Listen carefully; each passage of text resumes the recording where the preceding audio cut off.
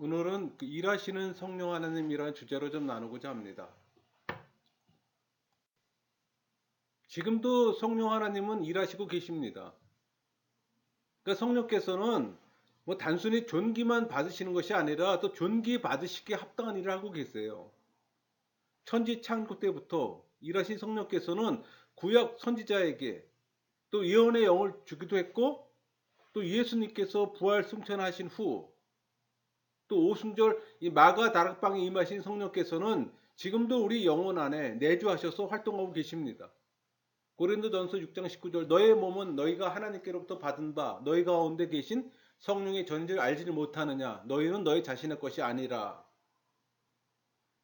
과거와 현재뿐만 아니라 이 세상 끝날 예수님께서 다시 오시는 날까지 우리 영혼 안에서 일하실 겁니다. 그러니까 신앙인들은 내주하시는 성령의 사역을 깨닫고 또 그 일에 동참해야 하는 이유이기도 해요. 그럼 여러분, 성령께서 하시는 일은 주로 뭘까요?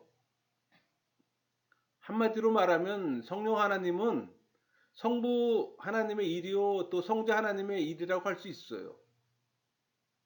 그러니까 성부와 성자와 더불어 이 암탉이 알을 품듯이 우주 만물을 품으시고 또 보존하시며 또 우리들의 삶을 보살피시며 또 거듭나게 하시고 도우시고 인도하시고 영생에 이르게 하잖아요.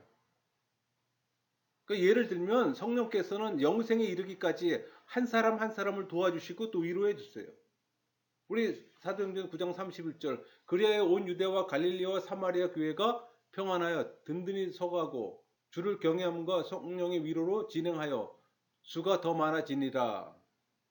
또 회심한 자를 경건하게 해줍니다.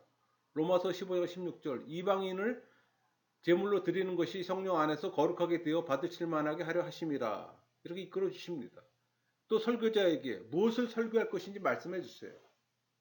또 선교사들에겐 가야 할 곳을 또 지시해 주고 또 그들의 연약함을 도와주십니다.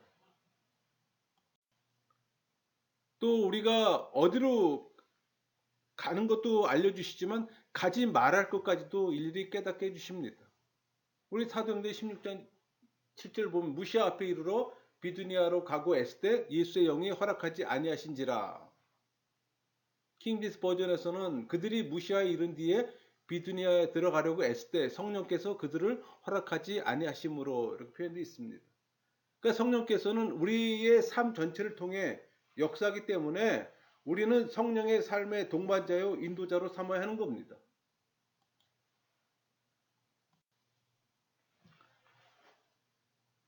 또 일하시는 성령을 나타내는 주요 명칭을 보면 성령의 사역을 나타내는 다양한 명칭들이 있지만 그 가운데 중요한 것이 몇 가지가 있습니다. 하나 9가지로 정리해 봤는데, 첫째, 약속의 성령이에요. 또 성결의 영이고, 또 심판의 영이요 소멸의 영입니다. 또 양자의 영이고, 또 진리의 영이요 대언의 영입니다. 또 지혜와 총명의 영이요 모략과 재능의 영이에요. 또 생명의 성령이고, 또 영광의 영이며 보혜사입니다. 다양한 이름을 갖고 있어요. 그만큼 다양한 사역을 하고 있다는 얘기입니다. 그럼 성령께서 언제 오셨을까요? 성령께서는 영원전부터 계셨고 천지 창조 때 수면에 운행하셨습니다. 우리 창세기 1장 2절, 땅이 혼돈하고 공허하며 흑암이 깊음이 있고 하나님의 영은 수면에 운행하시니라. 구약 시대에도 대언의 영으로 이 세상에 오셔서 인간 역사에 개입하셨어요. 그러니까 모든 사람들이 깨달을 수 있도록 세상에 오셔서 큰 역사를 일으킨 것은 예수님께서 승천하신 후 첫 오순절 때입니다. 그러니까 사람들은 이 오순절에 성령께서 오신 것으로 말하는데 틀린 말은 아닙니다. 이 사건이 삼위 하나님의 계시의 종결입니다. 성령을 왜 약속의 성령이라고 부를까요? 여러분, 성령께서는 어느 날 갑자기 임하신 것이 아니에요. 약속하신 대로 예수님 승천 후 첫 오순절에 오셨기 때문입니다. 성령께서는 이 구약의 요엘 선지자, 우리 요엘서 2장 28절 29절 볼까요? 그 후에 내가 내 영을 만민에게 부어주리니 너희 자녀들이 장래일을 말할 것이며 너희 늙은이는 꿈을 꾸며 너희 젊은이는 이상을 볼 것이며 그때 내가 또 내 영을 남종과 여종에게 부어줄 것이며 또 신약의 예수님에 의해서 약속대로 오순절에 이 땅에 오셨어요. 또 성령의 약속은 분명히 이루어지는 바 이 마귀와 대적하는 싸움에서 이긴다는 약속도 반드시 이루어질 겁니다. 여러분 신앙인은 성령의 은혜를 사모하며 또 하나님 말씀에 철저히 순종해 성령께서 기뻐하시는 성숙한 신앙인이 되어야 합니다. 부활 승천에서 하나님 우편에 앉아 계신 예수 그리스도께서 성령을 이 세상에 보내셨어요. 그러니까 성부 성자가 출송하신 겁니다. 누가복음 24장 49절 볼지어다 내가 아버지께서 약속하신 걸 너희에게 보내리니 너희는 위로부터 능력으로 입혀질 때까지 이 성에 머물러 하시니라. 부활하신 예수님께서 약속하신 대로 오순절 날이 이름에 또 제자들을 비롯해 마가 다락방에 모였던 제자들도 약속하신 성령을 받았잖아요. 또 성령께서는 오순절만 임했을 뿐만 아니라 오고 오는 모든 시대에 성령을 사모하는 들에게 임하실 겁니다. 여러분 성령의 사람이 되기를 기도하세요. 그게 교회 다니는 목적이에요.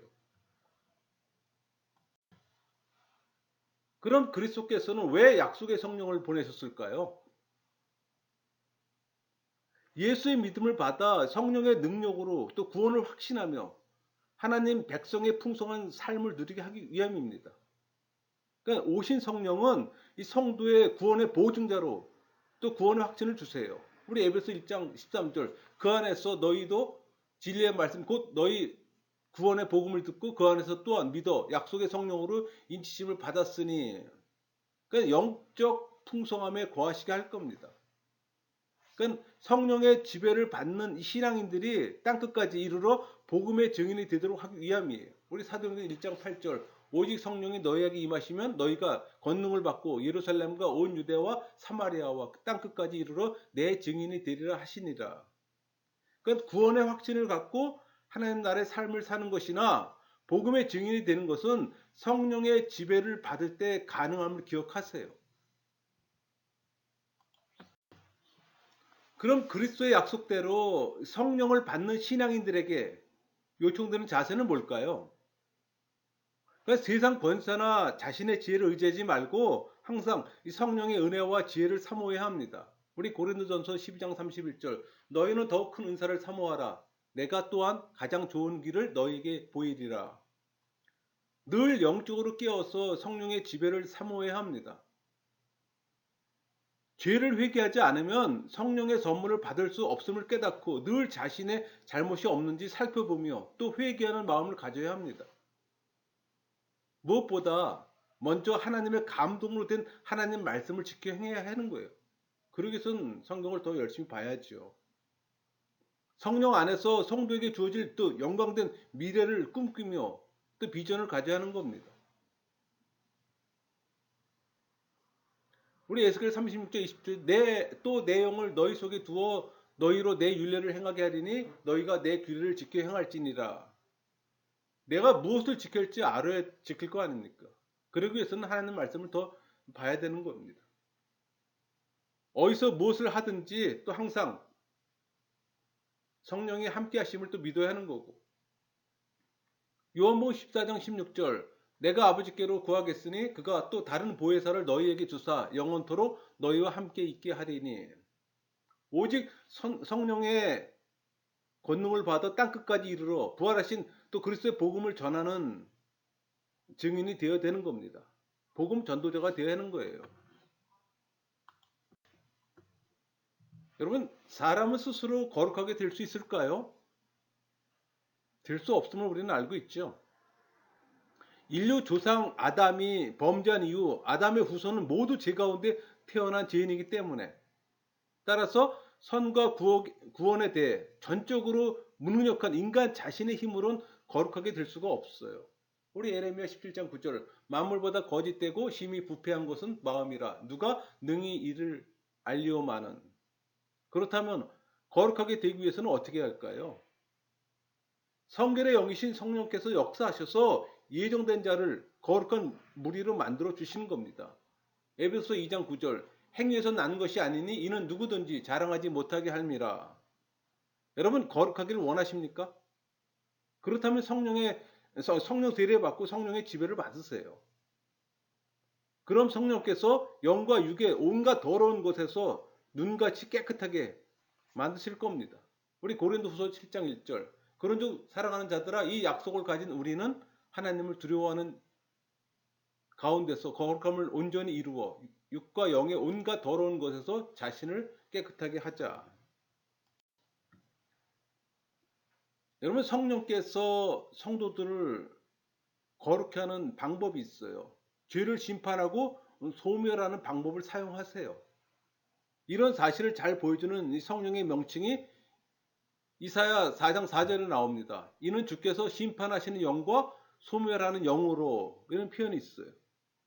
심판은 죄의 책임을 물어 멸망케 한다는 의미가 아니라 죄의 책임을 물어 죄를 회개케 한다는 의미예요. 그리고 이 소멸은 회개한 자의 죄를 없애 푼다는 의미입니다. 그러니까 성령께서는 죄를 깨닫게 하시고 회개케 함으로 죄를 소멸해 거룩함을 회복시켜 주는 겁니다. 자신의 죄가 무엇인지 기억나지 않습니까? 성령의 도우심을 구하세요. 죄의 짐이 무겁습니까? 소멸의 영이신 성령께 나아가세요.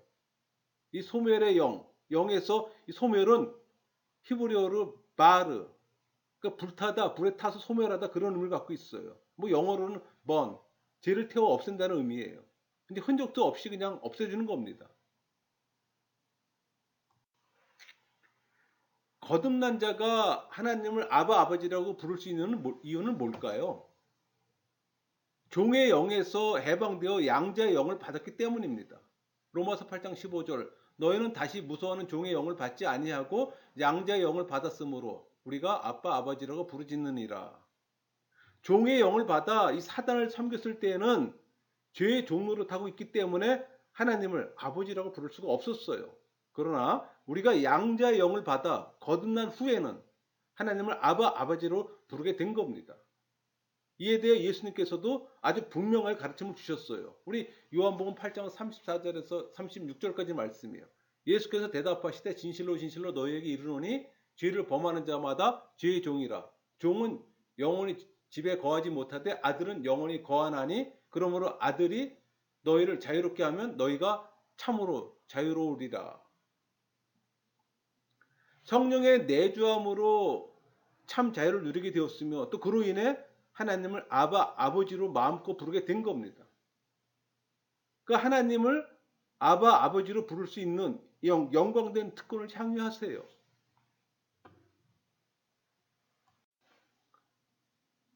하나님을 아버지로 부르는 신앙인은 그럼 어떻게 살아야 할까요? 당연히 죄의 종에서 풀려난 하나님의 자녀로서 참된 자유를 누리며 살아야 하는 겁니다. 더 이상 죄의 사슬에 매여 두려움에 떨지 말고 성령을 받은 신앙인으로 참된 진리 안에서 하나님의 은혜와 축복을 마음껏 누려야 하는 겁니다.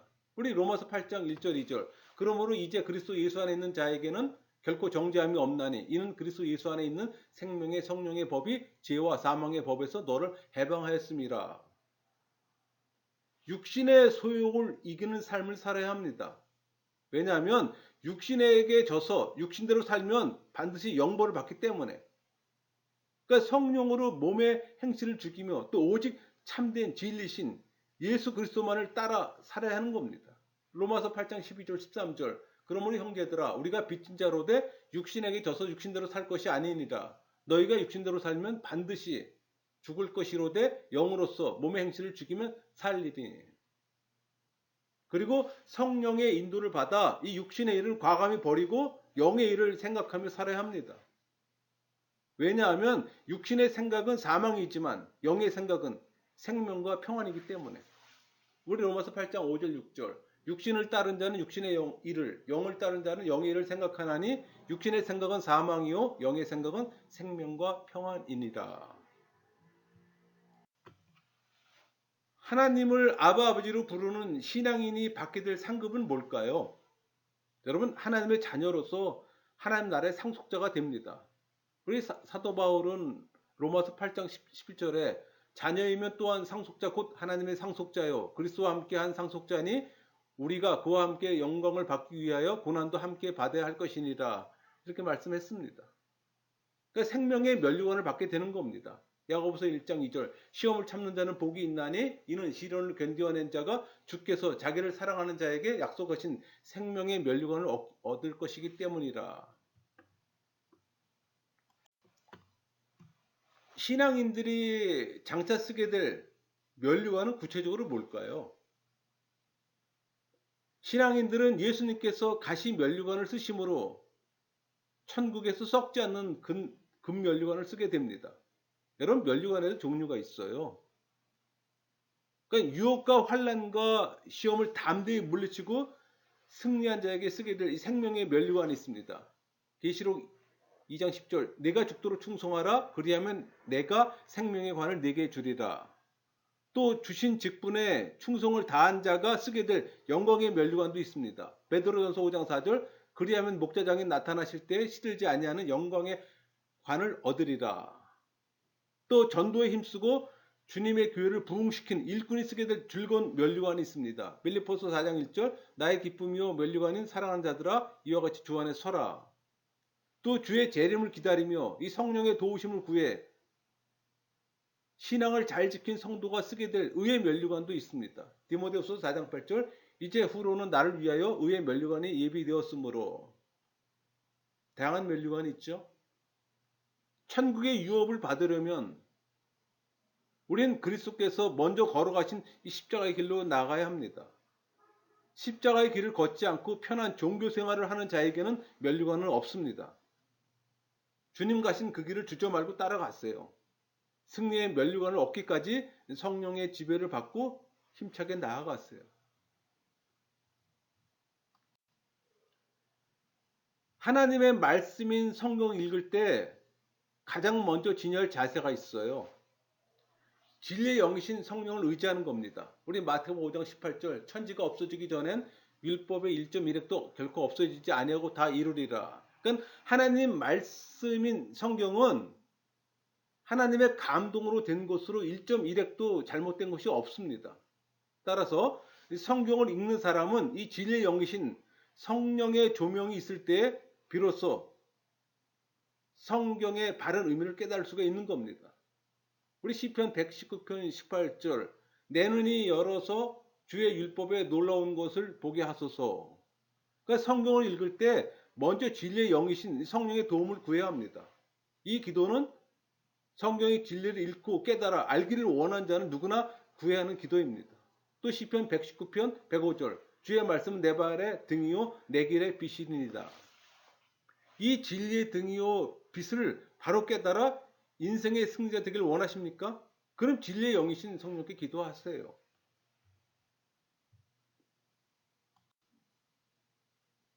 왜 신앙인들은 최선을 다해 복음 전파에 충성해야 할까요? 자기만 구원받으면 됐지.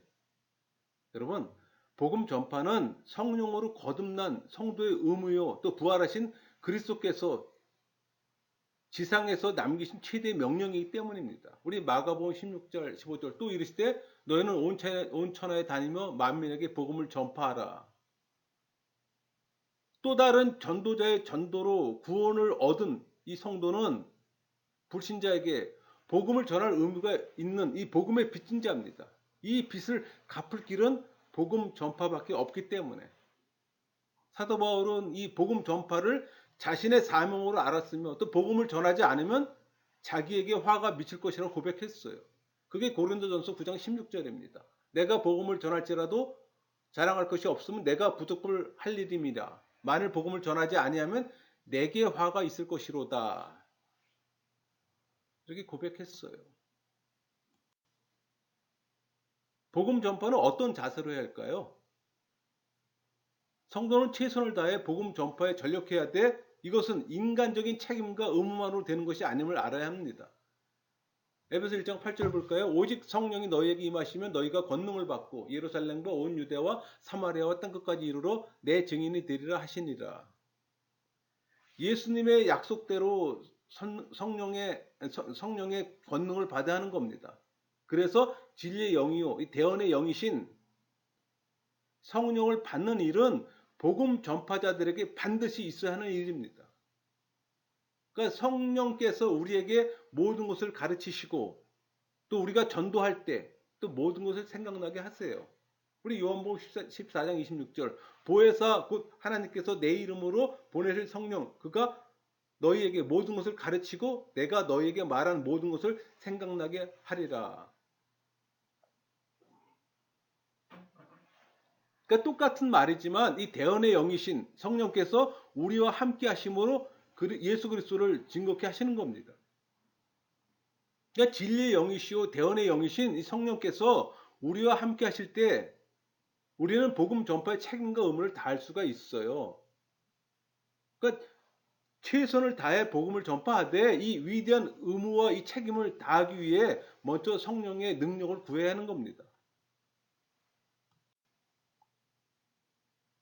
어떤 일을 계획하고 이루려 할 때 반드시 의지할 분은 우리 길을 인도하시고 도우시는 성령이 있어요. 왜 그럴까요? 이사야 선지자의 말을 빌리면 이사야 11장 2절 그의 위에 여호와의 영 곧 지혜와 총명의 영이요 모략과 재능의 영이요 지식과 여호와를 경외하는 영 이렇게 표현되어 있습니다. 그러니까 어떤 일을 계획하고 추진할 때 이 모략의 영이신 성령께 물어보고 또 계획을 세우고 또 지식과 재능의 영에게 이 지식과 능력을 구하고 또 일이 진행하는 동안에는 지혜와 총명의 영에게 또 지혜를 구하며 도움을 청해야 하는 겁니다. 그러려면 평상시 성령의 내적 음성 듣는 훈련이 되어야 합니다. 여러분 묵상 한번 안 하면 인도함 받기는 어려운 거예요. 여러분이 하는 구성기도는 간구일 뿐입니다. 성령의 인도하심 받기가 어려워요. 성령께서는 예레미야 32장 19절 주는 책량에 크시며 하신 일에 능하시며 인류의 모든 길을 주목하시며 그의 길과 그의 행위의 열매대로 보응하시나이다. 이렇게 표현했잖아요. 그러니까 어떤 일이라도 자신의 지혜와 능력으로 하지 마세요. 영적 원리를 알아야 신앙생활도 바르게 할 수가 있는 겁니다.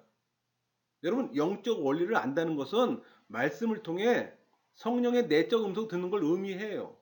그러니까 성경과 성령이 생활에 대한다는 얘기입니다. 오직 지혜와 총명의 신이요 또 모략과 재능의 영이신 이 성령을 의지함으로 믿고 행하는 경험을 한번 해보세요.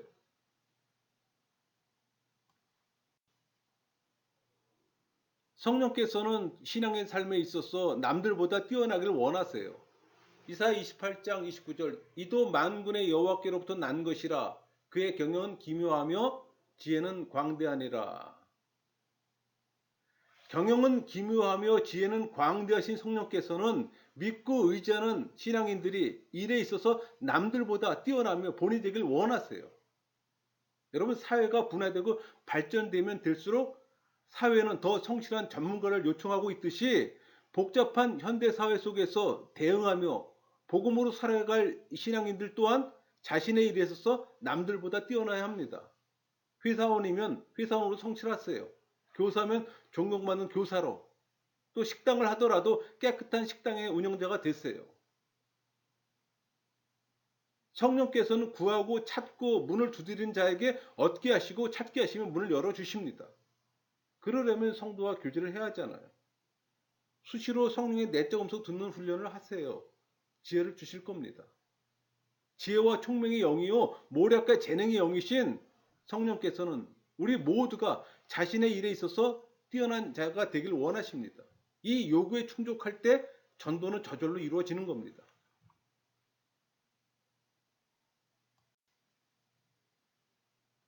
세상을 향한 성령 하나님의 관심사는 뭘까요? 허물과 죄로 죽어버린 사람들의 영혼을 오직 당신의 거룩하게 하시는 능력으로 다시 살려내는 겁니다. 우리 요한복음 3장 5절 사람이 물과 성령으로 나지 아니하면 하나님 나라에 들어갈 수 없느니라 그 말씀하시죠. 그러니까 사람을 하나님의 형상대로 창조하시고 당신의 입김을 불어넣어 이 생명을 주신 분이 누구세요? 성령님이시잖아요. 그러니까 성령께서는 인간이 타락해 하나님의 형상을 훼손했지만 그의 형상과 생명을 다시 회복하는데 끊임없는 관심과 지대한 열심을 갖고 계세요. 지금도 성령께서는 잃어버린 양을 찾으며 부르시고 계십니다. 그러니까 성령께서는 인간의 구원에 관심과 열심을 갖고 계신 것은 이 창조의 영이시요 구속의 영이시며 그러기에 그는 생명의 영이시기 때문입니다. 로마서 8장 2절 이는 그리스도 예수 안에 있는 생명의 성령의 법이 죄와 사망의 법에서 너를 해방하였습니다. 성령께서 신앙인들에게 은혜를 베푸십니다. 성령 하나님께서는 당신의 주권적인 의지와 뜻으로 우리들에게 은혜를 부어주세요. 사도 바울은 이 하나님의 은혜를 곧 하나님의 선물이라고 말했어요. 에베소 2장 8절 그 은혜로 인하여 믿음으로 말미암아 구원을 받았으니 이것은 너에게서 난 것이 아니요 하나님의 선물이라. 사도 베드로도 우리가 죄사함을 받아 구원을 받아 성령 받는 것을 선물 곧 은혜라고 설교했습니다. 사도행전 2장 38절 회개하여 각각 예수 그리스도의 이름으로 세례를 받고 죄사함을 받으라 그리하면 성령의 선물을 받으리니. 성령께서 우리에게 은혜를 부어주시는 것은 오직 주권적이고 깊으신 뜻에 의해서입니다. 그러니까 신앙인들은 이 사실을 믿음으로 받아들이고 오직 하나님의 은혜를 더욱더 사모하는 자리로 나가야 하는 겁니다.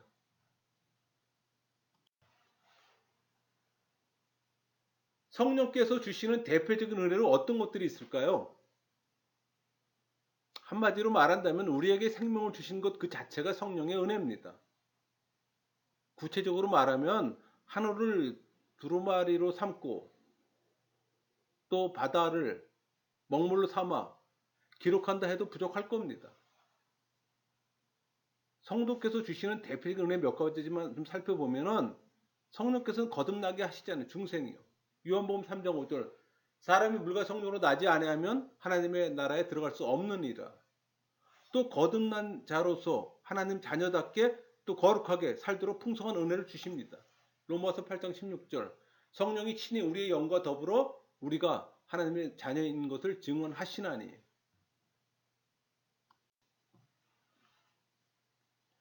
하나님의 말씀을 가르치시며 또 우리를 기도로 도우시고 또 영과 진리로 또 하나님을 예배하도록 인도하십니다.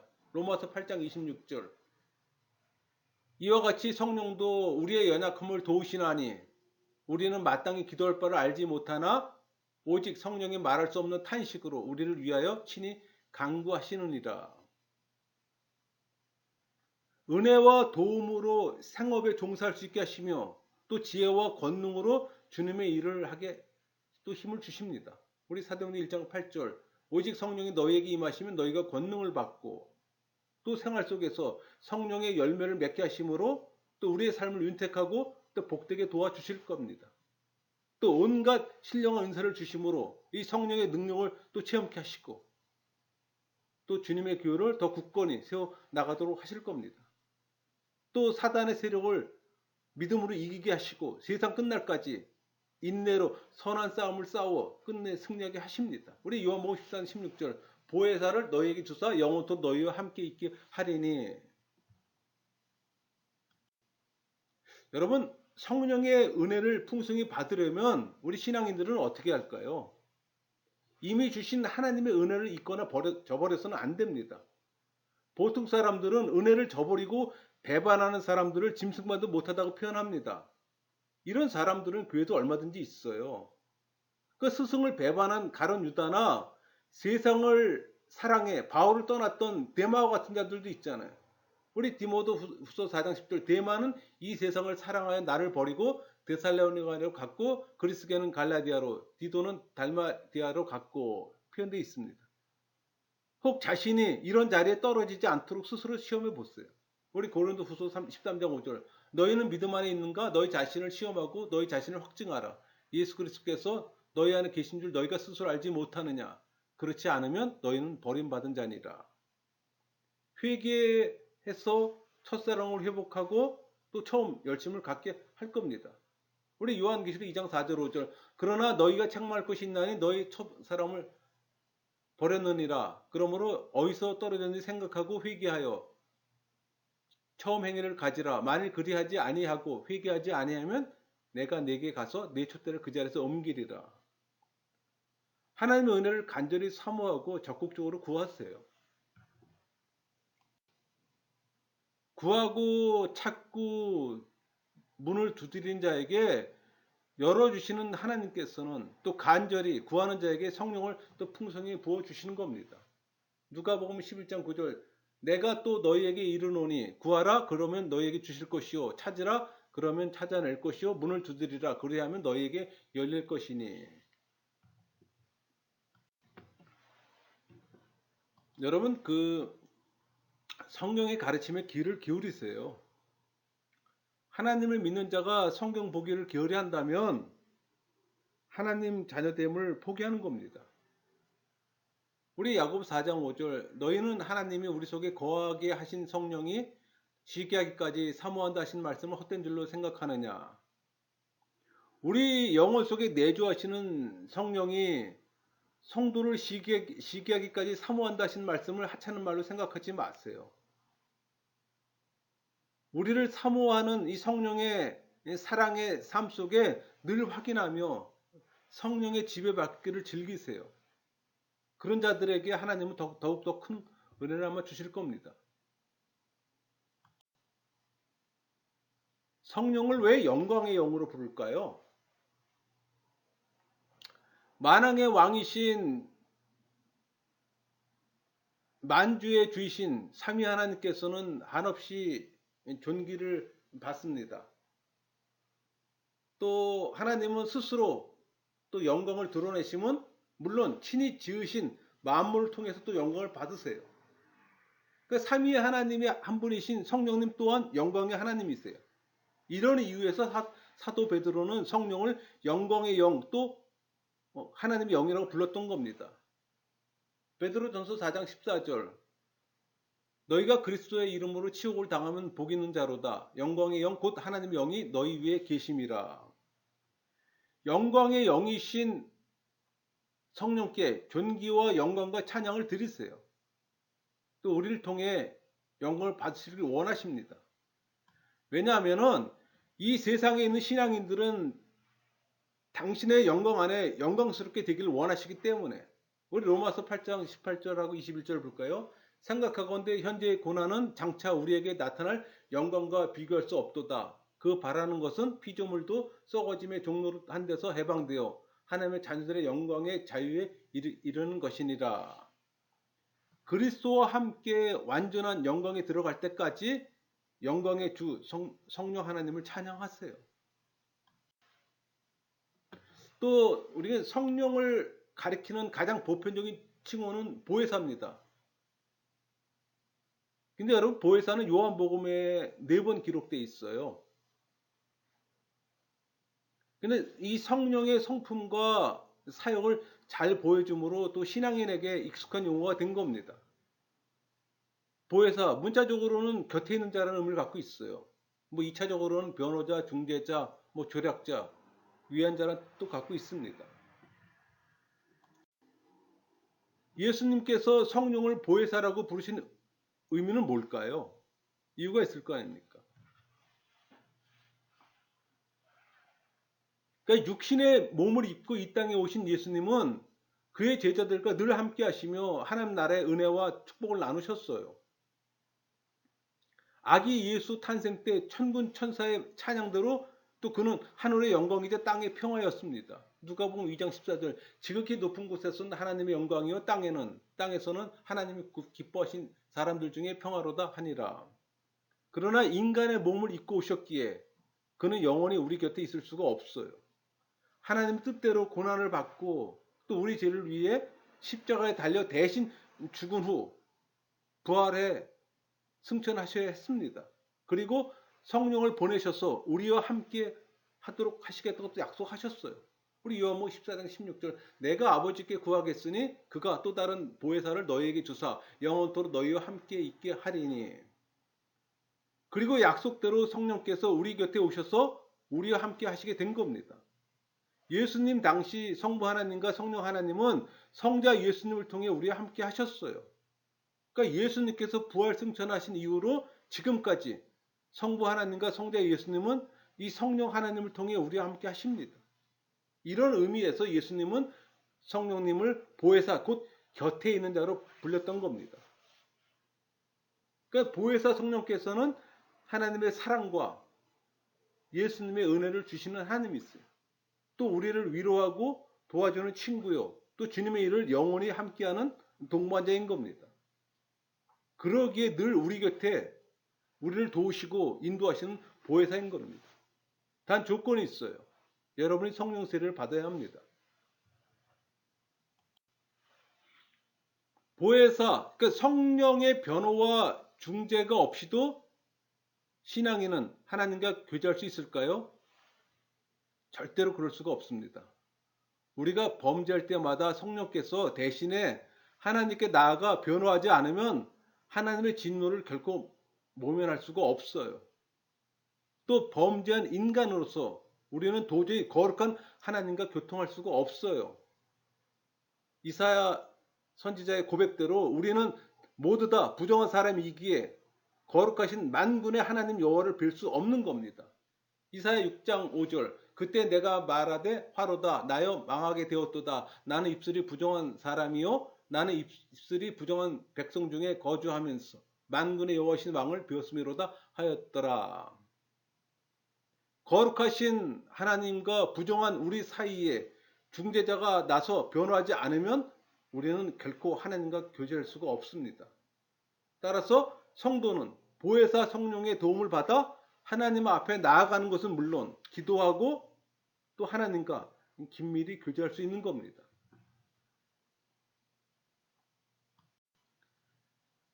보혜사 성령께서는 신앙인들을 어떻게 도우시고 인도하실까요?